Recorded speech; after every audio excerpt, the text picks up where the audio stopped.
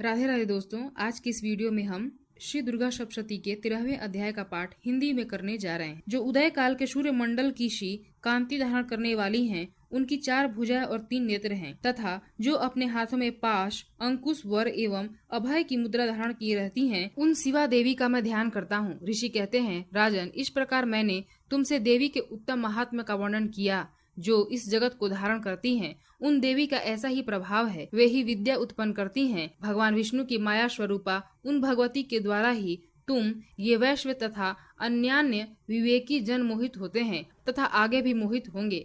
महाराज, तुम उन्हीं परमेश्वरी की शरण में जाओ। आराधना करने पर वे ही मनुष्यों को भोग, स्वर्ग तथा मोक्ष प्रदान करती हैं। क्रौष्टुक जी मेधा मुनि के ये वचन सुनकर सारा सूरत ने उत्तम व्रत का पालन करने वाले उन महाभाग महर्षि को प्रणाम किया। वे अत्यंत मम और राज्यापहरण से बहुत खिन्न हो चुके थे। महामुनि इसलिए विरक्त होकर वे राजा तथा वैश्य तत्काल तपस्या को चले गए और वे जगदम्बा के दर्शन के लिए नदी के तट पर रहकर तपस्या करने लगे। वे वैश्य उत्तम देवी सूक्त का जाप करते हुए तपस्या में प्रवृत्त हुए। वे दोनों नदी के तट पर देवी की मिट्टी की मूर्ति बनाकर पुष्प, धूप और हवन आदि के द्वारा उनकी आराधना करने लगे। उन्होंने पहले तो आहार को धीरे धीरे कम किया, फिर बिल्कुल निराहार रहकर देवी में ही मन लगाए एकाग्रता पूर्वक उनका चिंतन आरंभ किया। वे दोनों अपने शरीर के रक्त से प्रोक्षित बलि देते हुए लगातार 3 वर्ष तक संयम पूर्वक आराधना करते रहे। इस पर प्रसन्न होकर जगत को धारण करने वाली चंडिका देवी ने प्रत्यक्ष दर्शन देकर कहा।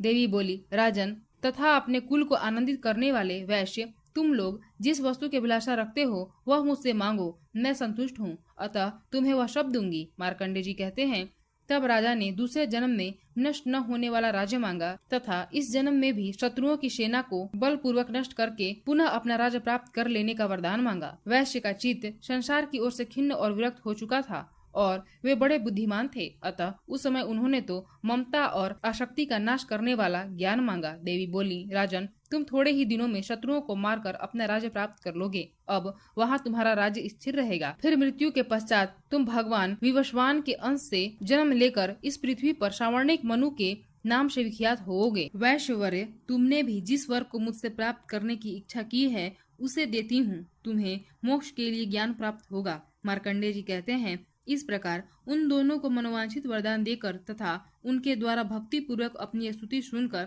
देवी अंबिका तत्काल अंतर्ध्यान हो गयी। इस तरह देवी से वरदान पाकर क्षत्रियों में श्रेष्ठ सूर्य से जन्म ले सावर्णिक मनु होंगे। इस प्रकार श्री मार्कंडेय पुराण में सावर्णिक मनवंतर की कथा के अंतर्गत देवी महात्म्य में सूरत और वैश्व को वरदान नामक 13वां अध्याय पूरा हुआ। प्रेम से बोले दुर्गा मैया की जय।